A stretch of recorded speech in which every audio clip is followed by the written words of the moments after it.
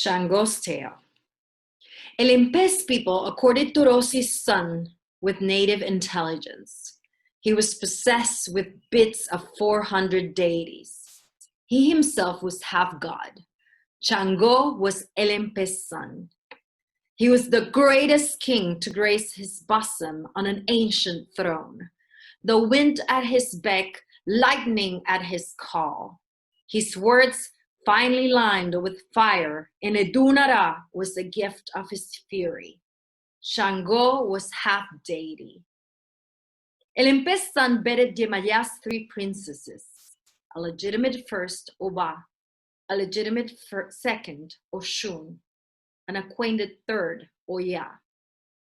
His love like rain he showered on Oshu. Apparently, this deity did not love equally. Oba, desperately desiring to please Elimpes' son, sought the secrets to his eyes, ears, and mind from Oshun. A small piece of my ear, Oshun quibbled. Oba, the overzealous wife, cuts her whole to feed her king. Sango approached Oba's food, deeming it fit for taste as obligation. He spots the ears and squeal.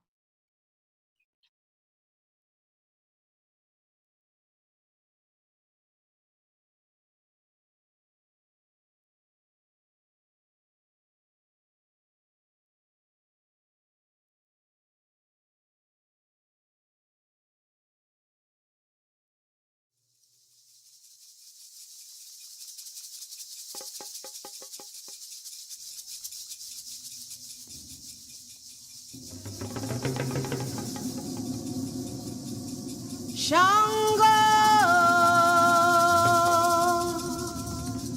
mojuba ile.